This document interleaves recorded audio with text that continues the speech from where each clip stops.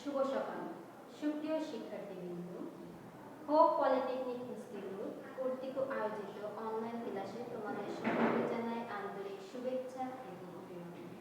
আশা করি তোমরা সকলে সুস্থ আছো এবং ভালো আছো। এই কামনায় আজকে আমি ইলেকট্রিক্যাল টেকনোলজি প্রথম পর্বের বিষয় ইলেকট্রিক্যাল ইঞ্জিনিয়ারিং ম্যাটেরিয়ালস বিষয়কোড ৬৬-৭১৩ থেকে আলোচনা করব তৃতীয় অধ্যায় কন্ট্যাক্ট ম্যাটেরিয়ালস এর ধারণা। সুপ্রিয় শিক্ষার্থীবৃন্দ, তাহলে আজকে আমরা আলোচনা করব contact materials, silver, tungsten, carbon ও কপারের ভৌত ও বৈদ্যুতিক গুণাবলী, আর আলোচনা করব ব্রাশ ম্যাটেরিয়ালস হিসেবে কপার, কার্বন ও গ্রাফাইটের তুলনামূলক সুবিধাসমূহ। সুপ্রিয় শিক্ষার্থীবৃন্দ, তোমরা সবাই ক্লাসটা মনোযোগ সহকারে দেখবে এবং খাতা কলম বই নিয়ে বসে পড়ো। তাহলে আজকে আমরা মূল আলোচনায় চলে যাই যে কন্ট্যাক্ট ম্যাটেরিয়ালস। দেখো, আমরা সকলেই জানি যে কন্ট্যাক্ট শব্দের অর্থ হলো সংযোগ। যেমন আমরা বলতে পারি যে দুটি পদার্থের মধ্যে যে সংযোগ বিন্দু। তা দেখো, এ একটা পদার্থ, এ একটা পদার্থ।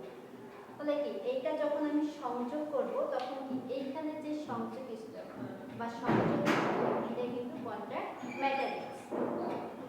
তাহলে কি আমাদের বুঝতে হবে যে যে কোনো দুটি পদার্থের মধ্যে যে সংযোগ বিন্দু বা সংযোগ স্থলকে যে পদার্থ ব্যবহার করা হয় সেটাই হলো কন্ট্যাক্ট ম্যাটেরিয়ালস। তাহলে আমি এই দুইটার মধ্যে সংযোগ করে দিচ্ছি, তাহলে এইটা একটা যে সংযোগ স্থল, এটাকে এই যে পদার্থ এটাকে বলা হয় কন্ট্যাক্ট ম্যাটেরিয়ালস। তাহলে আমরা কন্ট্যাক্ট ম্যাটেরিয়ালসটা দেখি।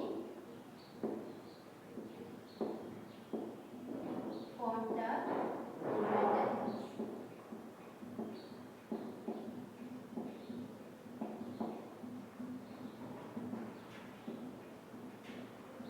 কন্ট্যাক্ট ম্যাটেরিয়ালসটা কি, তাই তো? তা দেখো, আমরা জানি যে বৈদ্যুতিক মেশিন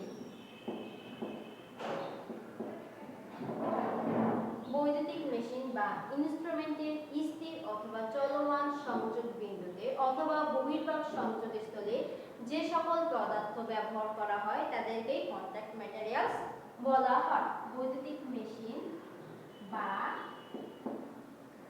ইনস্ট্রুমেন্টের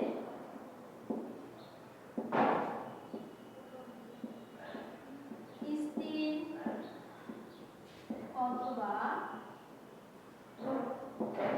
চলমান সংযোগ বিন্দুতে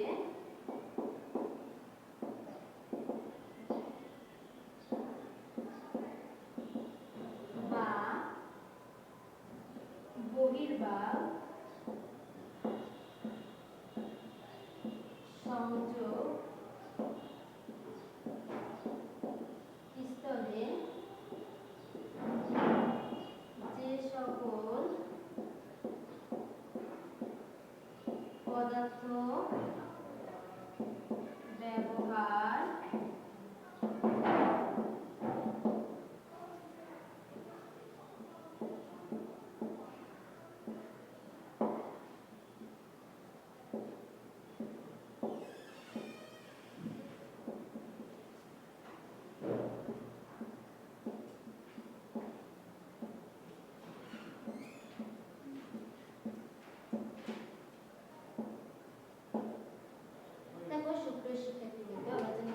শব্দের অর্থ সংযোগ, আর যেটা বলছে কন্ট্যাক্ট ম্যাটেরিয়ালস, তাহলে সংযোগ, ম্যাটেরিয়ালস বলতে পদার্থ।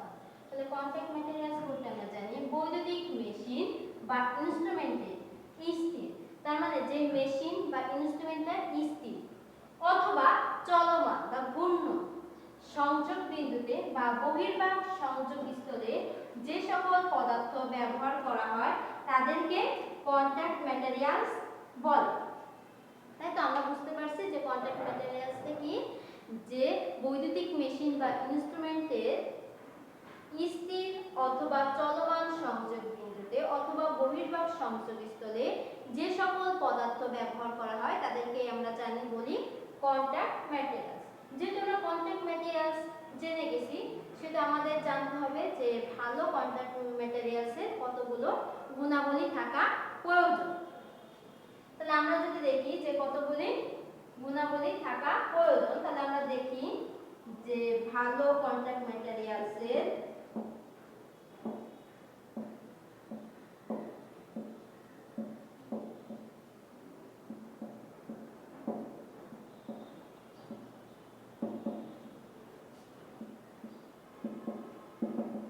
নিম্নলিখিত গুণাবলী থাকা প্রয়োজন।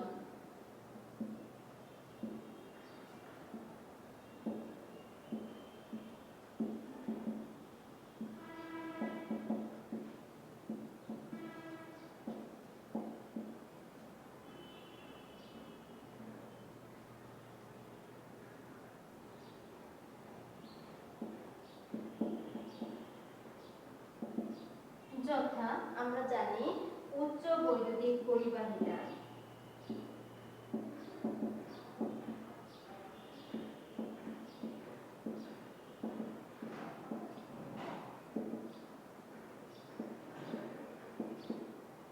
দেখো আমরা জানি যে ভালো কন্ট্যাক্ট ম্যাটেরিয়ালসের কয়েকটি গুণাবলী থাকা প্রয়োজন, যথা কি জানি উচ্চ বৈদ্যুতিক পরিবাহিতা।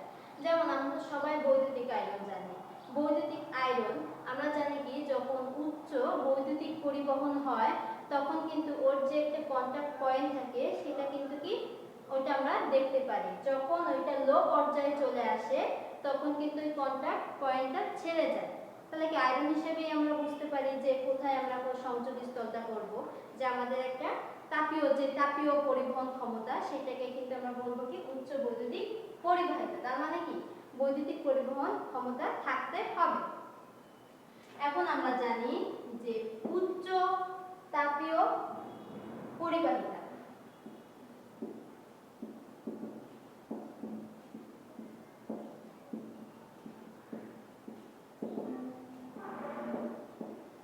তার মানে কি আমরা যেটা বললাম যে বৈদ্যুতিক আয়রনের কিন্তু কন্টাক্ট পয়েন্টটা থাকতে হবে।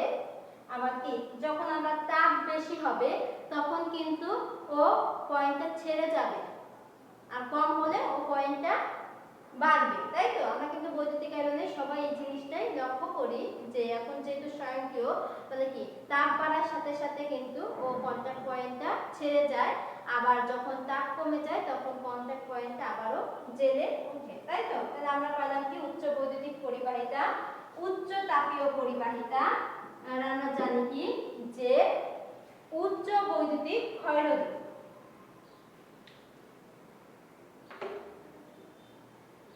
আমরা এখানে লিখি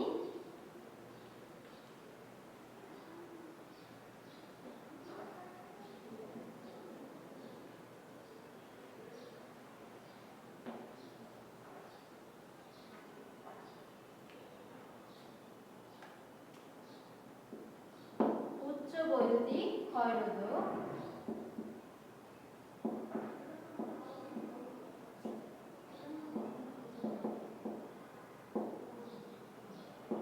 দেখো ক্ষয়রোধকটা কেন বলছে, আমরা জানি যে কোনো একটা ঘর্ষণের ফলে, যেমন এই যে একটা পদার্থ, এটা আমরা বারবার যখন সংযোগ করছি তখন কিন্তু এখানে কিন্তু একটা ক্ষয় সৃষ্টি হচ্ছে। সব কিছুরই কিন্তু ব্যবহার করলে একটা ক্ষয় বৃদ্ধি পায়। তাহলে এই জন্য কিন্তু উচ্চ যখন বৈদ্যুতিক প্রবাহটা বেশি হবে তখন কিন্তু এর বৈদ্যুতিক ক্ষয়রোধকটাও হতে হবে। এখন আমরা জানি যে উচ্চ বৈদ্যুতিক ক্ষয়রোধক তো জানলাম, এখন জানবো উচ্চ মরিচা রোধক।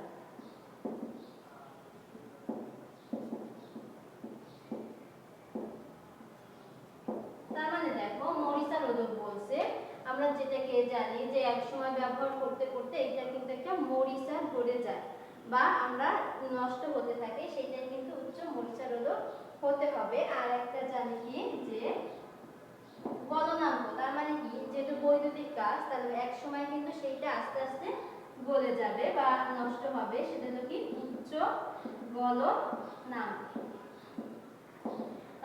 সুপ্রিয় শিক্ষার্থীবৃন্দ, আমরা কিন্তু জানলাম কি যে কন্টাক্ট ম্যাটেরিয়ালস কি, আর জানলাম যে কন্টাক্ট ম্যাটেরিয়ালসের নিম্নলিখিত গুণাবলী, কি কি গুণাবলী থাকা প্রয়োজন। আমরা সেটা জানলাম যে উচ্চ বৈদ্যুতিক পরিবাহিতা হতে হবে, উচ্চ তাপীয় পরিবাহিতা হতে হবে, উচ্চ বৈদ্যুতিক ক্ষয়রোধক হতে হবে, উচ্চ মরিচা রোধক হতে হবে, আর উচ্চ গলনাঙ্ক হতে হবে। তাহলে আমরা কি কন্টাক্ট ম্যাটেরিয়াল জানলাম। এখন আমরা জানবো সিলভার, টংস্টেন ও কার্বন ও কপারের ভৌত ও বৈদ্যুতিক গুণাগুণ। তাহলে কন্টাক্ট ম্যাটেরিয়ালসের কতগুলো পদার্থ আছে সেগুলো হলো কি কি? সিলভার, টংস্টেন, কার্বন ও কপার। তাহলে এই চারটি আমরা ভৌত ও বৈদ্যুতিক গুণাবলী জানবো। তাহলে আমরা চলে যাই সিলভার, টংস্টেন, কার্বন ও কপারের ভৌত ও বৈদ্যুতিক গুণাবলী সম্পর্কে।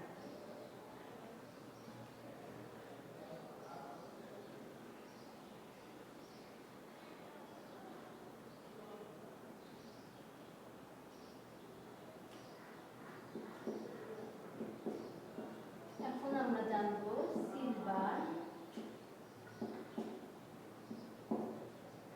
টংস্টেন,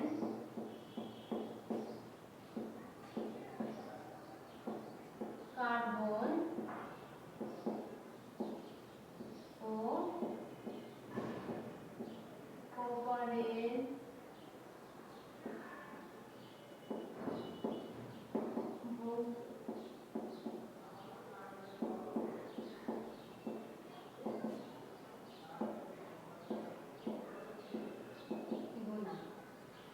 দেখো আমরা জানি যে কন্টাক্ট ম্যাটেরিয়ালসের কয়েকটি পদার্থ, সেগুলো হলো কি সিলভার, কার্বন, কপার, টংস্টেন। এখন যদি আমরা জানি যে সিলভার বা রূপা, সিলভারের বাংলা অর্থ রূপা, তাই তো? তাহলে সিলভার যখন আমরা করব, সিলভার আমরা জানি কি যে এটি একটি উচ্চ বৈদ্যুতিক পরিবাহিতা। এটি একটি কিন্তু উচ্চ বৈদ্যুতিক পরিবাহিতা এবং এটি ক্ষয় প্রতিরোধক।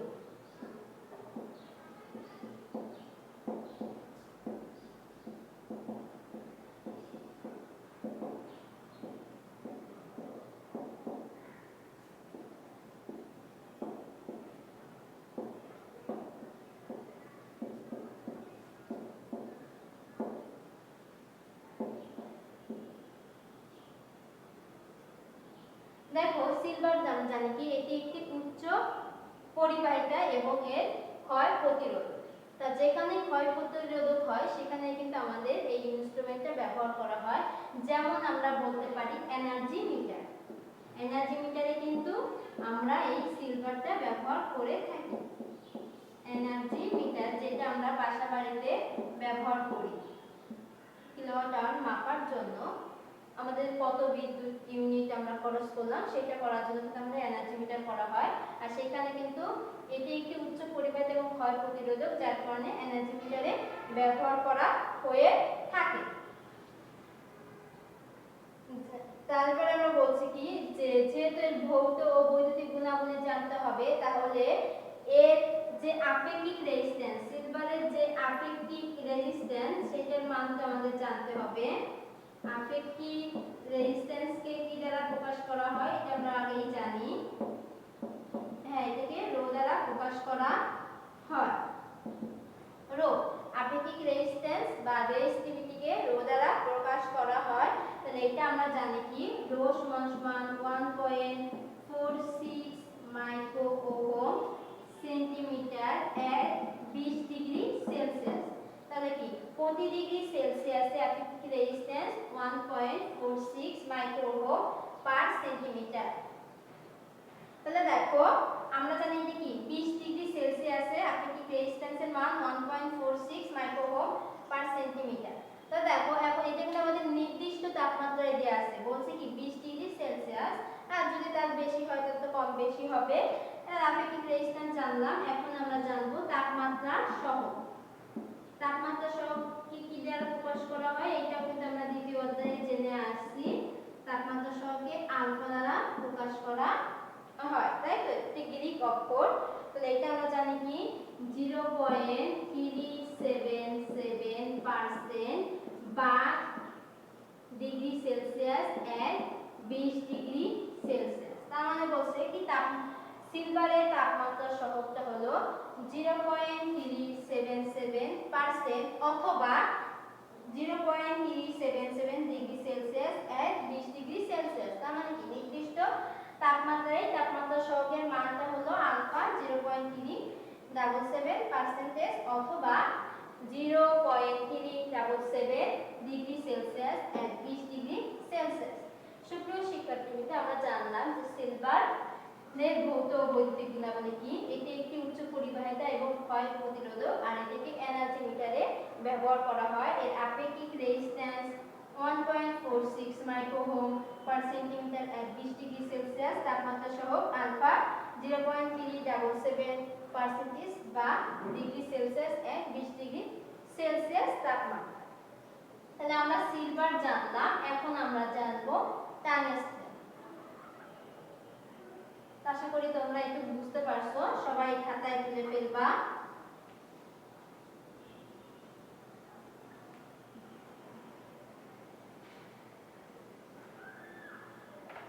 এখন আমরা জানবো টাংস্টেন।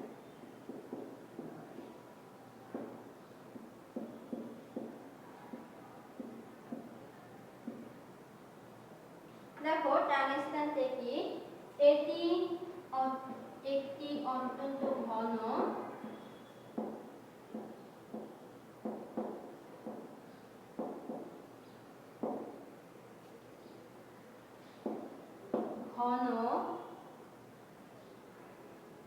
কঠিন ধীরে ক্ষয়প্রাপ্ত পদার্থ।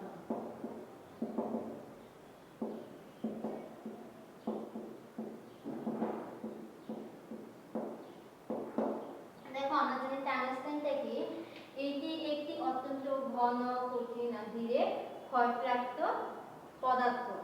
এর আপেক্ষিক যে রেজিস্ট্যান্স সেটা যদি আমরা দেখি, এর আপেক্ষিক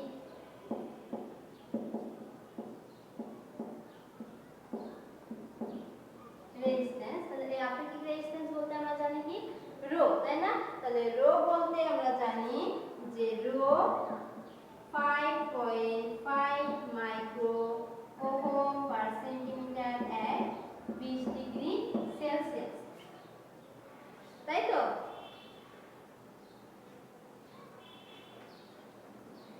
টাংস্টেন এটি একটি অত্যন্ত ঘন কঠিন ধীরে ক্ষয়প্রাপ্ত পদার্থ। আমরা জানি যে ইনক্যান্ডিসেন্ট ল্যাম্প সেটার মধ্যে কিন্তু টাংস্টেন বা ফিলামেন্টের হিসেবে ব্যবহৃত হয় টাংস্টেনটা, তাই তো? আমরা তো এটাই জানি যে ইনক্যান্ডিসেন্ট ল্যাম্পে ফিলামেন্ট হিসেবে টাংস্টেন ব্যবহৃত হয়।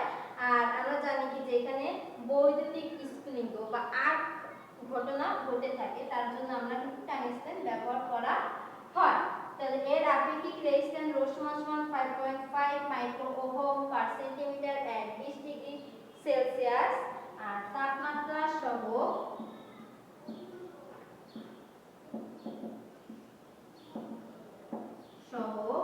আলফা 0.0045% বা ডিগ্রি সেলসিয়াস এট 20 ডিগ্রি সেলসিয়াস।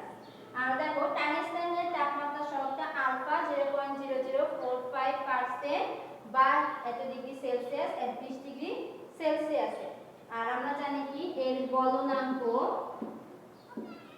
টাংস্টেনের যে গলনাঙ্ক সেটা হলো 3400 ডিগ্রি সেলসিয়াস। তার মানে কি টাংস্টেন যে গলতে পারে সেটা কিন্তু 3400 ডিগ্রি সেলসিয়াস হতে হবে। তাহলে কি টাংস্টেন আমরা জানলাম যে এটি একটি অত্যন্ত ঘন কঠিন আর ধীরে ক্ষয়প্রাপ্ত পদার্থ। এর মরিচা প্রতিরোধ ক্ষমতা কম, কিন্তু এর পরিবাহিতা কম হওয়া সত্ত্বেও উচ্চ প্রতিরোধক বিদায় এটি যে সকল স্থানে ব্যবহৃত হয় সেটা হলো আমরা বলতে পারি আগুনের স্ফুলিঙ্গর ঘটনা ঘটে। যেমন আমরা জানি যেটি কিন্তু কি হয় ইনক্যান্ডিসেন্ট ল্যাম্পের ফিলামেন্ট হিসেবে ব্যবহৃত হয়। ইনক্যান্ডিসেন্ট ল্যাম্পের ফিলামেন্ট হিসেবে টাংস্টেন ব্যবহার করা হয়।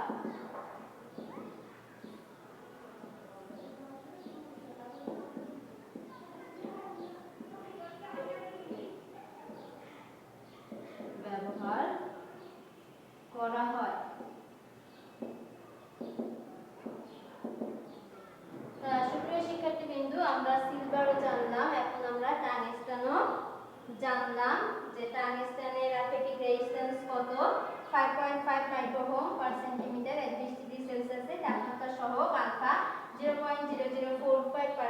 বা 20°C আর 20°C তাপমাত্রায়, আর গলনাঙ্ক 3400°C, আর ইনক্যান্ডেসেন্ট ল্যাম্পের ফিলামেন্ট হিসেবে টংস্টেন ব্যবহার করা হয়। এখন আমরা জানব কার্বন।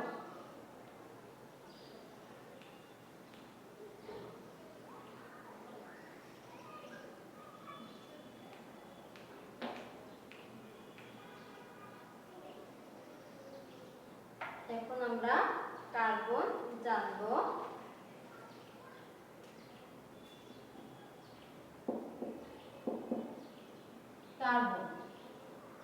কার্বনটা আমরা জানি কি, এটি একটি অর্ধপরিবাহী পদার্থ। এটি একটি অর্ধপরিবাহী পদার্থ।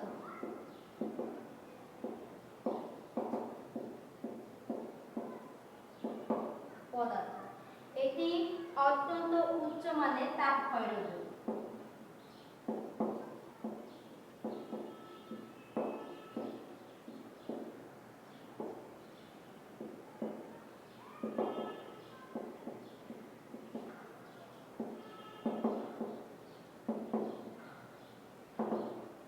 দেখো, আমরা জানি কি কার্বন হলো একটি অর্ধপরিবাহী পদার্থ।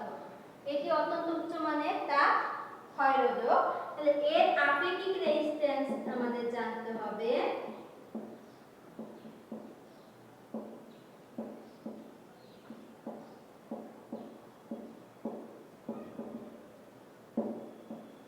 আপেক্ষিক রেজিস্ট্যান্স হলো রো, এটা জানি আমরা 0.001 হতে বলা হয়েছে কত, 0.006 মাইক্রো ওহম সেন্টিমিটার এট 20°C তাপমাত্রা।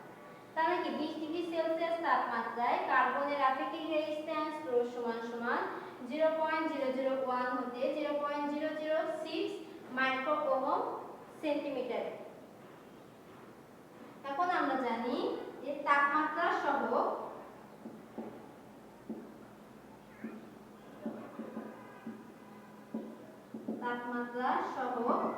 আলফা। দেখো, আমরা কিন্তু সিলভার টংস্টেনের তাপমাত্রা সহ পজিটিভ জেনে আসছি, কিন্তু আমরা কিন্তু জানি যে কার্বনের তাপমাত্রা সহ নেগেটিভ। যেমন দেখো, -0.0002 হতে -0.0008% বা ডিগ্রি সেলসিয়াস এট 20°C। তার মানে কি সিলভার আর টংস্টেন যখন আমরা তাপমাত্রা সহগ জানছি সেটা কিন্তু পজিটিভ, আর কার্বনের তাপমাত্রা সহগ নেগেটিভ। তাহলে 0.002 হতে 0.008% বা ডিগ্রি সেলসিয়াস এট 20°C তাপমাত্রা।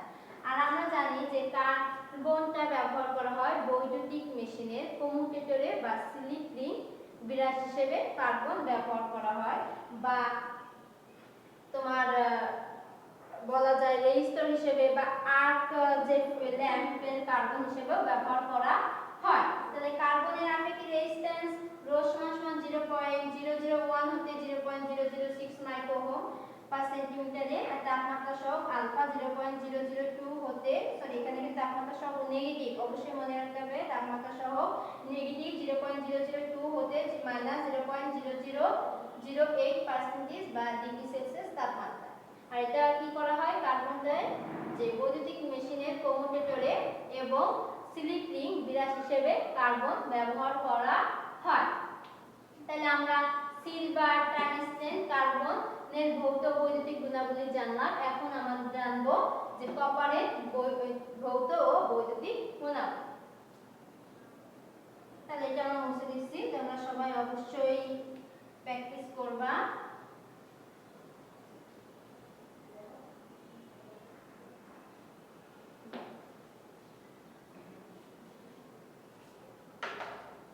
কপার, আমরা কিন্তু জানি যে কপার একটি পরিবাহী পদার্থ, আর এটি উচ্চ বৈদ্যুতিক পরিবাহিতা এবং ক্ষয় রোধক। কপার কিন্তু কি, এটি একটি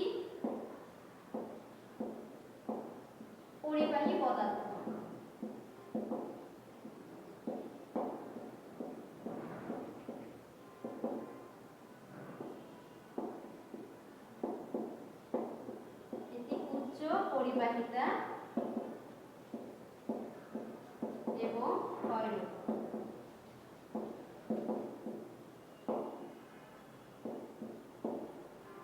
কপার জানি কি এটি একটি পরিবাহী পদার্থ, এটি উচ্চ পরিবাহিতা এবং ক্ষয়রোধক। এর আপেক্ষিক রেজিস্ট্যান্স, কপারের আপেক্ষিক রেজিস্ট্যান্স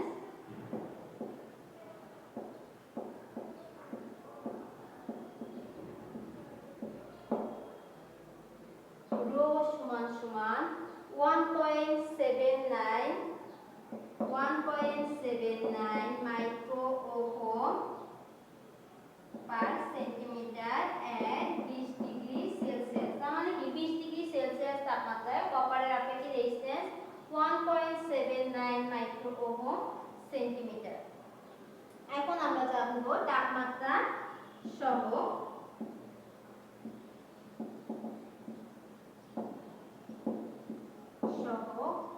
আলফা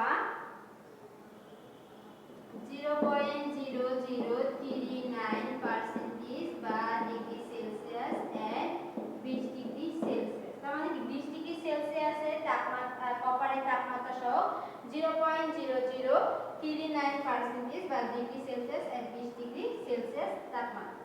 আর এর গলনাঙ্ক 108 ডিগ্রি সেলসিয়াস, তাই তো 108 ডিগ্রি সেলসিয়াস। তাহলে আমরা কিন্তু কপার জানি কি যে কপার হলো যা বৈদ্যুতিক শক্তির পরিবহন ও বিতরণের জন্য বা তোমার তামার তার হিসেবে ব্যবহার করা হয়। বৈদ্যুতিক মেশিনের ওয়াইন্ডিং এর জন্য কপার ব্যবহার করা হয়। আবার কি জানি যে বিশুদ্ধ তামার পাত ফিউজ হিসেবেও ব্যবহার করা হয়। কপার ব্যবহার করা হয় কি যে বৈদ্যুতিক পরিবহন ও বিতরণের জন্য, বৈদ্যুতিক মেশিনের ওয়াইন্ডিং এর জন্য আর কি বিশুদ্ধ তামার পাত ফিউজ হিসেবেও কপার ব্যবহার করা হয়, তাই তো। তাহলে আমরা জানলাম কি সিলভার, টাংস্টেন, কার্বন ও কপারের ভৌত ও বৈদ্যুতিক গুণাবলী। এখন আমরা জানবো ব্রাশ ম্যাটেরিয়ালস হিসেবে কপার, কার্বন ও গ্রাফাইটের তুলনামূলক সুবিধা সমূহ।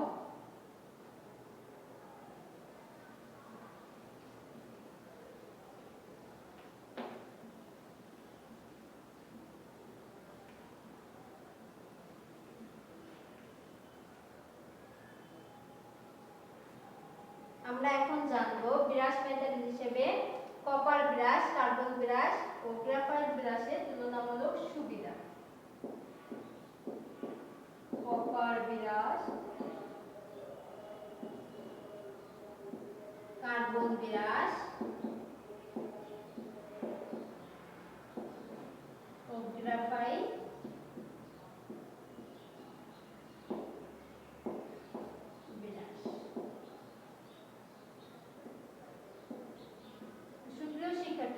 আমরা এখন জানবো কপার ব্রাশ ম্যাটেরিয়ালস হিসেবে কপার, কার্বন ও গ্রাফাইটের তুলনামূলক সুবিধাসমূহ। তাহলে আমরা এখন তুলনামূলক করব যে কপারের সাথে কার্বন কি রূপে যাচ্ছে, কার্বন থেকে গ্রাফাইট কি রূপে যাচ্ছে। আমরা জানি যে কপার ব্রাশ, তার মানে কি কপারের রেজিস্টিভিটি খুবই কম, কপারের রেজিস্টিভিটি খুবই কম,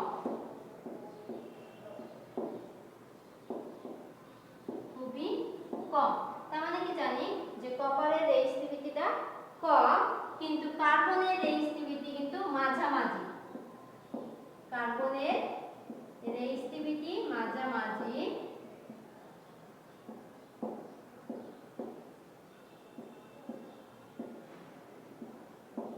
মাঝামাঝি।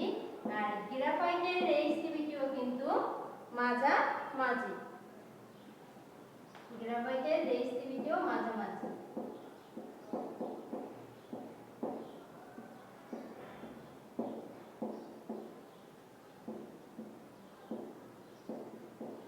আমরা জানি যে কপার কিন্তু একটা পরিবাহী পদার্থ, কার্বন কি অর্ধপরিবাহী, গ্রাফাইট অর্ধপরিবাহী। তাহলে কি কপারের রেজিস্টিভিটি খুবই কম আর কার্বনের রেজিস্টিভিটি মাঝামাঝি, গ্রাফাইটের রেজিস্টিভিটিও কিন্তু মাঝামাঝি। তাহলে দেখো কপারের ভোল্টেজ ড্রপ কম হয়, কপারের ভোল্টেজ ড্রপ কম, আর কার্বন 82 ভোল্টেজ ড্রপটা বেশি হয়।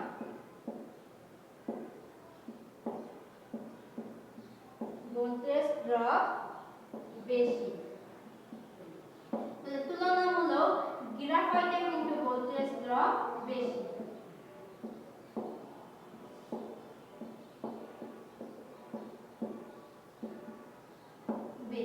তাই তো?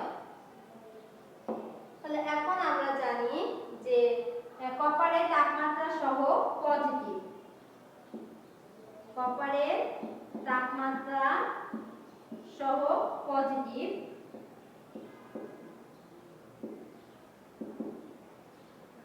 আর কার্বনের তাপমাত্রা সহ নেগেটিভ।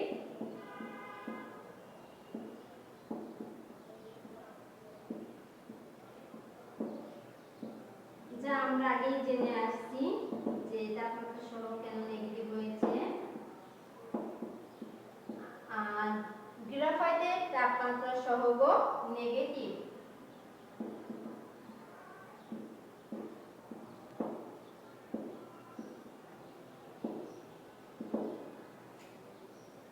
আমরা জানি কপারের তাপমাত্রা বাড়লে রেজিস্ট্যান্স বৃদ্ধি পায়, কার্বনের তাপমাত্রা বাড়লে রেজিস্ট্যান্স হ্রাস পায়, আর গ্রাফাইটেও তাপমাত্রা বাড়লে রেজিস্ট্যান্স হ্রাস পায়। তাপমাত্রা বাড়লে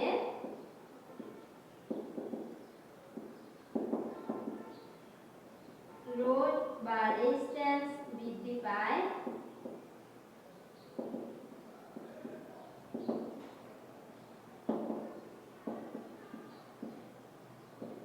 কার্বনের তাপমাত্রা বাড়লে রোধ বা রেজিস্ট্যান্স হ্রাস পায়,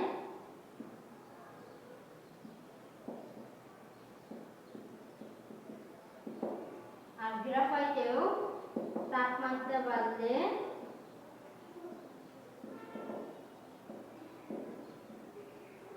রোধ বা রেজিস্ট্যান্স হ্রাস পায়।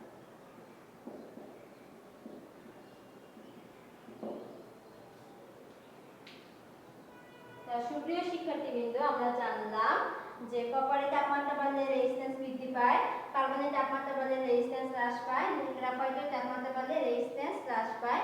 আমরা জানি কপারের বিদ্যুৎ পরিবহন ক্ষমতা বেশি, কিন্তু কার্বনের বিদ্যুৎ পরিবহন ক্ষমতা কপারের তুলনায় কম, আর গ্রাফাইটের বিদ্যুৎ পরিবহন ক্ষমতা কার্বনের কাছাকাছি। তার মানে বলতে পারি যে কপারের বিদ্যুৎ পরিবহন ক্ষমতা বেশি, আর কার্বনের বিদ্যুৎ পরিবহন ক্ষমতা কপারের কাছাকাছি, আর গ্রাফাইটে বলতে পারি বিদ্যুৎ পরিবহন ক্ষমতা কার্বনের কাছাকাছি। তাই সুপ্রিয় শিক্ষার্থীবৃন্দ, আমাদের আজকের আলোচনা ছিল contact materials, silver, tungsten, carbon ও কপারের ভৌত ও বৈদ্যুতিক গুণাবলী, আর ছিল ব্রাশ ম্যাটেরিয়ালস হিসেবে কপার, কার্বন ও গ্রাফাইটের তুলনামূলক সুবিধা সমূহ। তাহলে আজকের টপিকস আমাদের শেষ হয়ে গেছে, সাথে সাথে ক্লাসটাও শেষ হয়ে গেছে। তা তোমরা সবাই সুস্থ থাকবা, ভালো থাকবা এবং পড়াশোনা করবা। তা আজকের ক্লাস এখানেই সমাপ্ত করব। তোমরা সবাই সুস্থ থাকো, ভালো থাকো, আর যদি কোনো সমস্যা হয় তাহলে অবশ্যই আমাকে জানাবা। আমি তোমাদের সমস্যাগুলো সমাধান করার চেষ্টা করব। ধন্যবাদ।